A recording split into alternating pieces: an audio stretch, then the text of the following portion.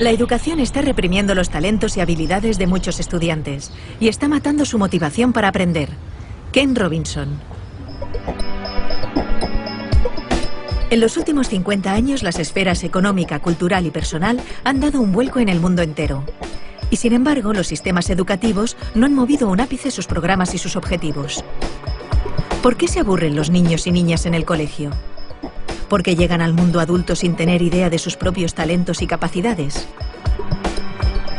El líder en educación y creatividad, Ken Robinson, llama hoy en redes a demoler una educación nacida para y por las sociedades industriales. La sociedad de la información actual necesita jóvenes creativos y motivados.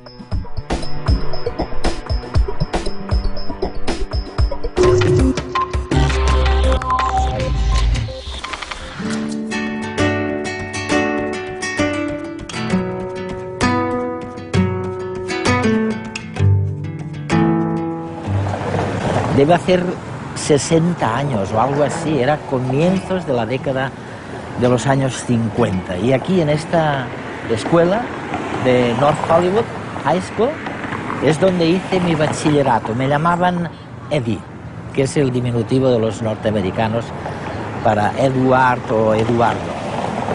Y seguramente, con toda certeza, en la escuela siguen destilando contenidos académicos en los cerebros. Lo que hay que hacer es enseñar cosas distintas de las que me enseñaron en los años 50 en esta North Hollywood High School. ¿Por qué distintas? Porque lo que nos enseñaban entonces estaba muy bien para el mundo industrializado, para conseguir trabajo en el mundo que había salido de la revolución industrial. Pero no nos enseñaban lo que hace falta para innovar, para ser creativo.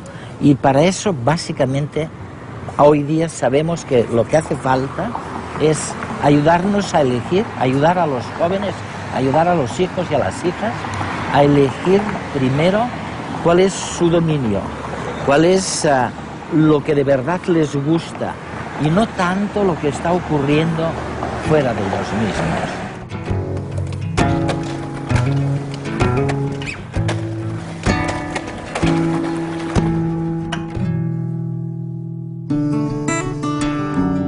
Mark Prensky, escritor y consultor, especialista en aprendizaje, resumió en redes hace unas semanas las capacidades escondidas de los niños. El deber de las escuelas, en mi opinión, es motivar a los chicos. Este es el motivo por el que no van a dejar de existir los profesores. Su trabajo es darles luz. ¿Tienen nuestros hijos trastorno por déficit de atención? Esto es lo que muchos creen. Les damos Ritalin y otros fármacos. Esto es lo que dicen nuestros hijos. Yo no tengo déficit de atención, simplemente no estaba escuchando. ¿Cómo encendemos las luces para estos chicos? Yo creo que la mejor forma es con aquello que les apasiona. Y creo que así toda esa mala prensa en torno a nuestros chicos la vamos a ver con otros ojos. Voy a darles una metáfora nueva. Digamos que nuestros chicos son cohetes espaciales. ¿Qué quiere decir? Pues que van rápido, que se lanzan de cabeza a lugares desconocidos, que son muy volátiles, que son difíciles de controlar con precisión como los cohetes de verdad.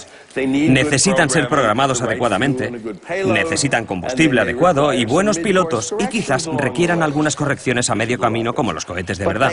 Pero tienen un retorno potencial enorme. Todos los chicos lo tienen y es lo que tenemos que descubrir. El educador y asesor Richard Gerber también alertaba del desarrollo social de los niños de hoy. Un reto que tenemos como educadores es este. Nuestros hijos vuelven a casa tras la escuela cada día y aprenden más por sí mismos y de sus amigos en las redes sociales que en el aula, ¿o no? Como sistema educativo, ¿cómo podemos comprender este fenómeno? Los niños son consumidores sofisticados. Ya no tienen que esperar a que les enseñemos las cosas. Las encuentran por Internet, crean vínculos de amistad, aprenden unos de otros. Hace muchos años leí algo tuyo que me fascinó, porque pensé que nadie había dicho antes algo tan sencillo y tan cierto a la vez.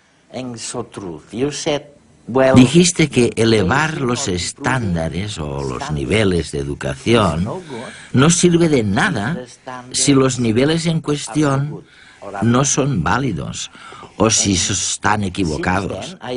Y desde entonces he intentado leer todo lo que has escrito, como Out of Our Minds, por ejemplo. ¿Podrías explicarnos tu punto de vista? Mi experiencia es que la mayor parte de nuestros sistemas educativos están desfasados, son anacrónicos. Se crearon en el pasado, en una época distinta, para responder a retos diferentes. Con el tiempo, se han vuelto cada vez más limitados. En todas partes del mundo hay intentos de reformar la educación, y uno de los grandes mantras es que hay que elevar los estándares. Y me hace gracia porque, por supuesto que deberíamos mejorarlos siempre, pero no sirve de nada aumentarlos si están equivocados. Por ejemplo, en la mayoría de sistemas, se insiste mucho en elevar los estándares de matemáticas y de lengua, que por supuesto son muy importantes, pero no son lo único que cuenta en la educación. Las disciplinas artísticas cuentan, las humanidades cuentan, también la educación física. Me gustaría saber si es cierto que ha habido tantos cambios turbulentos, que ha surgido esa disparidad o esa gran brecha entre la educación por un lado y las necesidades individuales de las personas por otro. ¿Cuáles son, de verdad, esos cambios que han ocurrido? Pues creo que hay varios. Si nos planteamos cuál es el propósito de la educación, los políticos a menudo hablan de volver a lo esencial, a lo básico. Y creo que hay que hacerlo. Pero primero tenemos que ponernos de acuerdo sobre qué es lo esencial. En mi opinión, la educación, desde la guardería hasta la formación de adultos, tiene en líneas generales 3 objetivos. O por lo menos debería tenerlos. Uno de ellos es económico. Es innegable que una de las grandes expectativas que tenemos sobre la educación es que si alguien tiene estudios, estará en mejor posición para conseguir un trabajo y la economía se beneficiará. Por eso invertimos tanto dinero en la educación. Y ahora no es así. El problema es que las economías del mundo han cambiado diametralmente en los últimos 50 años. El mundo cada vez está más dominado por los sistemas de información. Estamos inmersos en una economía de servicios y la industria se ha trasladado fuera de Europa. Ahora mismo se ubica mucho más en Asia. Por consiguiente, económicamente, el mundo de ahora no tiene nada que ver con el mundo en el que tú y yo crecimos. La revolución industrial forjó nuestro mundo, pero también fraguó nuestros sistemas educativos. Tenemos un sistema de educación industrial. Es un modelo de la educación basado en la producción. El segundo gran reto educativo es de índole cultural. Una de las cosas que esperamos de la educación es que ayude a las personas a comprender el mundo que les rodea y a desarrollar un sentimiento de identidad cultural, una idea sobre su lugar en el mundo. Sí. Si analizamos los sistemas educativos de todos los países, en España no hay duda de que esa expectativa está presente en el sistema de enseñanza. Se pretende ayudar a los alumnos a conocer mejor la cultura española, y lo mismo sucede en el resto del mundo. Es una gran expectativa de la educación. El problema es que el mundo también se ha transformado culturalmente en los últimos 50 años. No tiene nada que ver con el mundo en el que crecimos. Cada vez es más interdependiente, más complejo y también más peligroso culturalmente en algunos aspectos, más intolerante en ciertas cosas. El tercer gran objetivo de la educación es personal. Lo saben los que tienen hijos, pero también cualquiera que esté vivo. Una de las cosas que esperamos de la educación es que nos ayude a convertirnos en la mejor versión de nosotros mismos, que nos ayude a descubrir nuestros talentos, nuestras destrezas. Y creo que la educación ha fracasado estrepitosamente en ese sentido, puesto que muchos acaban sus estudios sin descubrir lo que se les da bien, sin averiguar jamás sus talentos. Muchos pasan por la escuela y llegan a la conclusión de que carecen de cualquier talento. Y esto sucede porque en el fondo tenemos una visión de las aptitudes muy limitada. También ha habido cambios en ese sentido. Vemos pues que hay cambios en nuestra noción de inteligencia, pero también en la cultura, que ha cambiado y se ha complicado, por no hablar de hasta qué punto se ha revolucionado económicamente el mundo.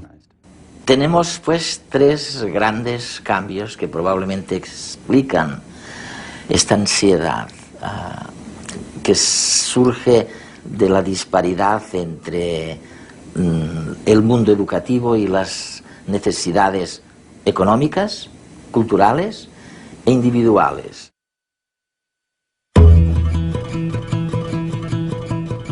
Hacer un fuego, cazar, recolectar plantas comestibles, fabricar recipientes y armas. Nuestros antepasados aprendían unos de otros las actividades de la vida cotidiana. Los conocimientos se adquirían a través del contacto con los demás y la repetición.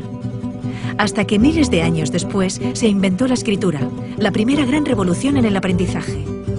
Entonces, los textos comenzaron a vehicular buena parte del conocimiento. También cambiaron, claro, las cosas que aprendía la gente. Nacieron las primeras escuelas.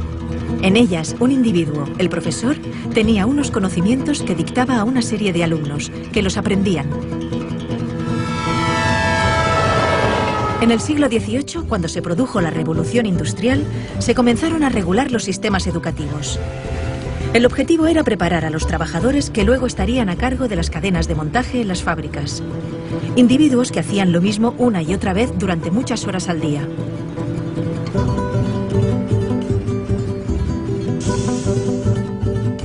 La escuela que se inventaron seguía ese patrón. Todos los niños repetían y repetían de memoria determinados conocimientos. Un proceso estandarizado y lineal, en el que les enseñaban aquellas materias que se consideraban útiles para la recién nacida economía industrial. Es el modelo que ha perdurado hasta nuestros días. Sin embargo, ya no nos sirve, porque el mundo, en el último medio siglo, ha cambiado radicalmente. Los avances espectaculares que se han producido en ciencia y tecnología han hecho, por una parte, que pasemos de ser una sociedad industrial basada en la producción masiva de objetos a una sociedad de servicios y de información, en la que el motor son las ideas y la creatividad, la capacidad de inventarnos nuevos oficios más acordes al siglo XXI. Y por otra parte, los descubrimientos científicos nos han permitido conocer mejor cómo funciona nuestro cerebro, el órgano encargado del aprendizaje, y descubrir algo que los griegos ya sabían, que no aprendemos repitiendo, de memoria, sino haciendo, cuando nos emocionamos. Por eso, hay que transformar la escuela de arriba a abajo. Necesitamos un sistema educativo que, mediante el aprendizaje social y emocional, fomente la educación personalizada, que potencie el desarrollo de cada individuo, que estimule la creatividad, la pasión, la energía, el talento. Porque nuestro futuro está lleno de nuevos retos que requerirán nuevas soluciones, y estas dependerán de cuán creativa, vital y variada sea la gente. Y también feliz. Y para ser feliz necesitamos realizarnos y desarrollarnos, descubrir y cultivar aquello que nos motiva y hace sentirnos bien. Bienvenidos a la escuela del siglo XXI.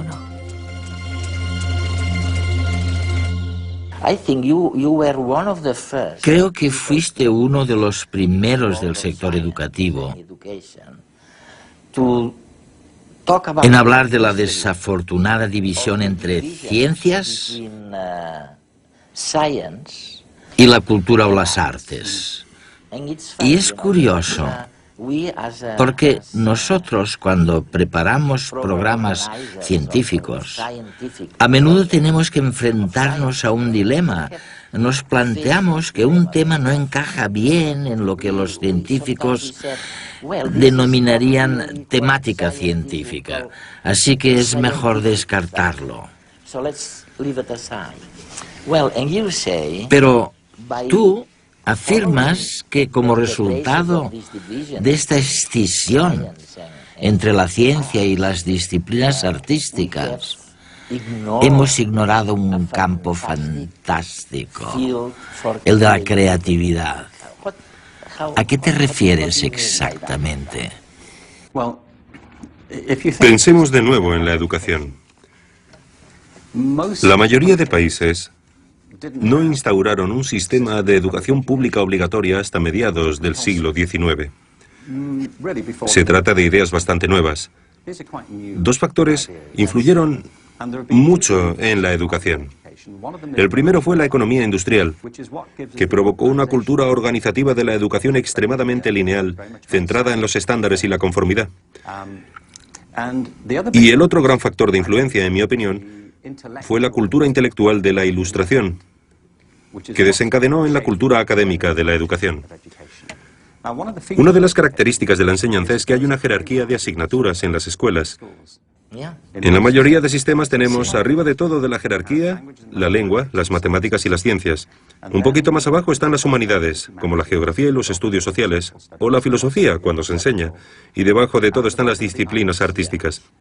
Hay poquísimos sistemas educativos, no conozco ninguno de hecho, que enseñen danza con el mismo rigor y sofisticación con el que se enseñan matemáticas. ¿Por qué hay esta jerarquía?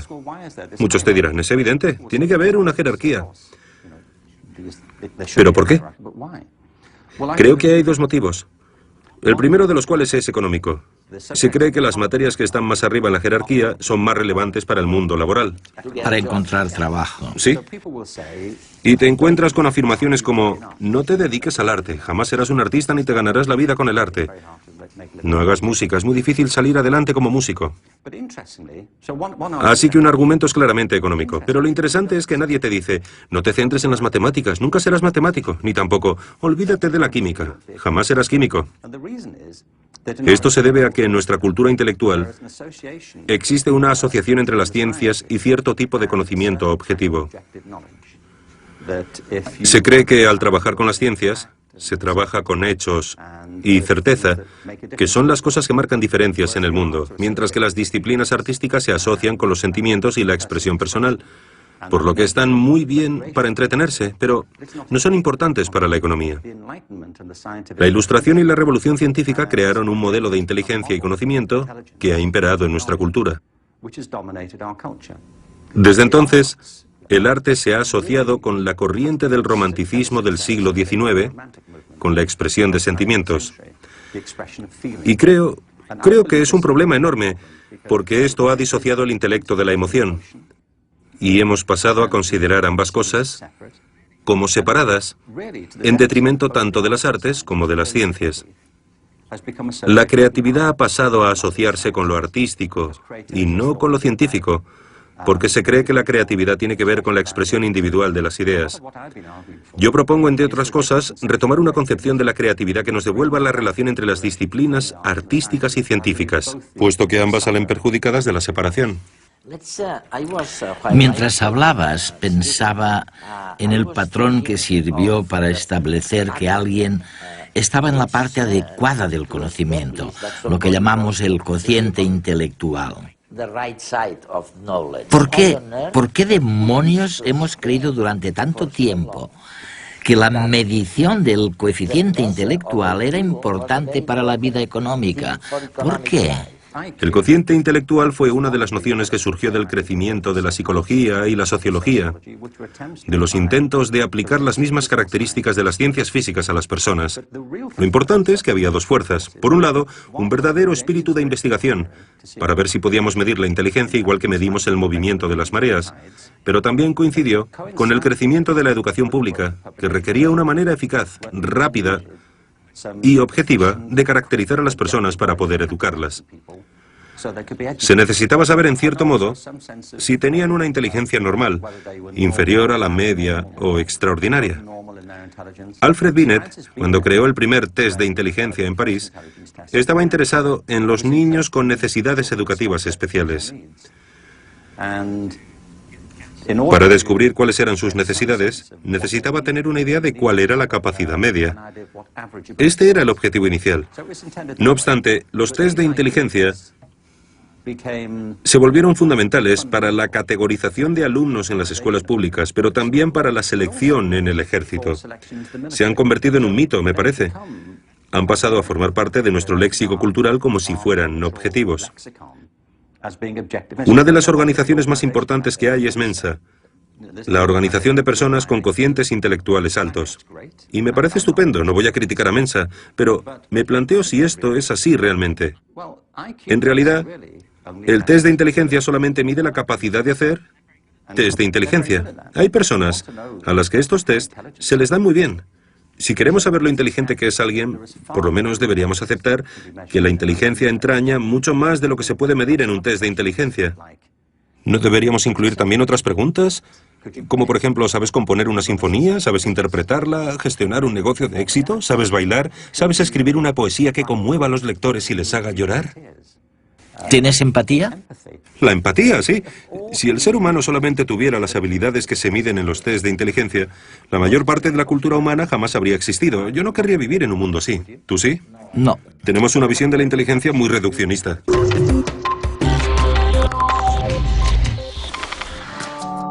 El psicólogo Mark Greenberg recordaba en redes la problemática de los profesores frente a los nuevos retos de la educación. Hasta ahora lo que hacíamos con los profesores era presionarlos, muchas veces, para que se centraran únicamente en lo académico, solamente en la lectura, las matemáticas y las ciencias. Y en eso se han convertido, en profesores de lectura, de matemáticas y de ciencias. Pero la mayoría de profesores eligieron la profesión porque querían llevarse bien con los niños. Les gustan los niños y quieren pasar tiempo con ellos, educarlos, prepararlos para la vida. Y conforme se lo vamos permitiendo y les brindamos más habilidades para hacerlo, descubren que disfrutan mucho más enseñando. Para Richard Gerber, el valor de la educación está en el camino, no en la meta. En cierto modo hemos olvidado que lo bueno de la educación está en realidad en la experiencia, en el momento, en la alegría de descubrir algo, en la satisfacción de tener una pregunta y poder buscar una respuesta, y no necesariamente en la propia respuesta. Creo que muchos niños y muchos profesores en el sistema educativo se sienten frustrados porque, por culpa de las presiones y la obsesión por los resultados, la magia del viaje se ha disipado. Me parece que este es el motivo por el que cada vez hay más niños que abandonan los estudios enseguida que pueden, porque no ven en ellos ninguna pasión, ninguna emoción. Y es a raíz de esta fijación con el destino final que ignora la alegría de lo que pasa por el camino. Pero, ¿cómo voy a estar atento en clase? Datos y datos, fórmulas, información... Si ya no me acuerdo de lo que estudié el año pasado. Que si la capital de Ecuador es Quito... Pero estoy seguro que eso está en Google. Me parece que nos enseñan igual que antes. Nos educan igual que a mis padres y a mis abuelos. Y a los padres de mis abuelos. Así es difícil estar motivado. Ahora se ha puesto de moda decir que tenemos TDA, porque creen que no atendemos en clase.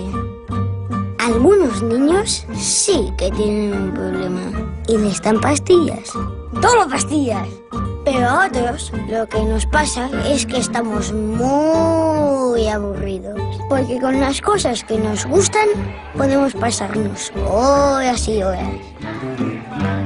Porque en lugar de darnos pastillas, no intentan motivarnos para que seamos creativos, para que inventemos, para que soñemos, que nos den ganas de aprender.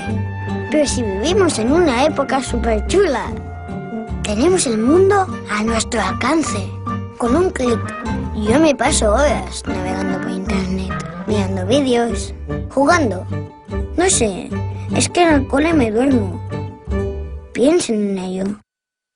Me gustaría explicitar o sugerir a los telespectadores los grandes cambios. ¿Cuál es el contenido real de estos grandes cambios a los que se está refiriendo Ken Robinson?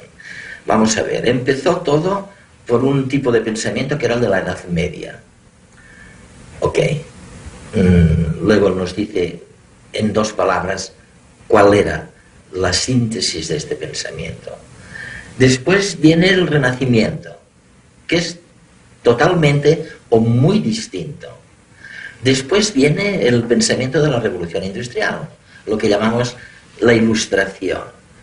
Después viene otro tipo de pensar distinto, que es el romanticismo. Y por último, en estos momentos, ¿dónde nos encontramos? ¿En pocas palabras? En pocas palabras, toda la historia. Bien, procuraré ser breve. Toda la historia moderna de Europa, en unas pocas frases. En cualquier caso, la corriente mayoritaria en la Edad Media es que, por lo general, todo el mundo estaba muy dominado por las ideas de la Iglesia. Y había una jerarquía social y económica muy marcada entre la aristocracia y la población rural. En general, era un estilo de vida muy rural, especialmente en toda Europa. En el Renacimiento, el desencadenante fue el redescubrimiento de los textos clásicos, de los pensadores y filósofos griegos y romanos. Esto condujo a un renovado interés por la vida intelectual y la belleza, y a nuevas maneras de reconsiderar nuestro lugar en el mundo. Se produjeron varios cambios importantísimos, por ejemplo, el trabajo de Copérnico y Galileo, que plantearon la posibilidad de que tal vez la Tierra no fuera el centro del universo de Dios, y eso supuso una especie de terremoto ideológico, con enormes cambios en la manera de ver las cosas de la gente. Lo más importante es que la inmensa mayoría de gente ya no tenía que depender de los argumentos y la autoridad de una minoría culta del clero, porque la invención de la imprenta generalizó el acceso a las ideas.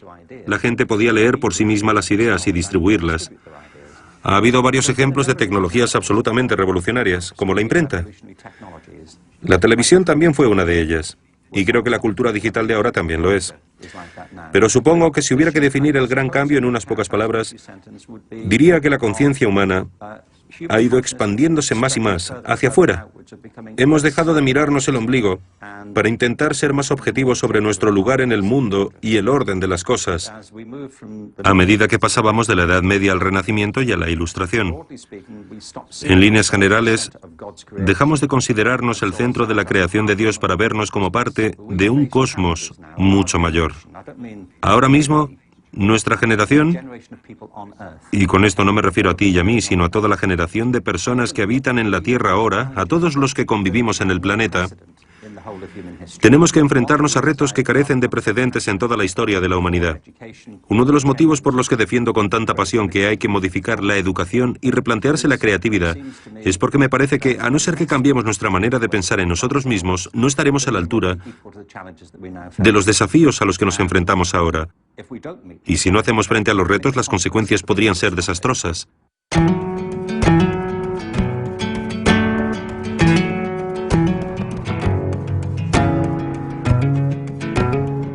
Si no estás dispuesto a equivocarte, nunca llegarás a nada original.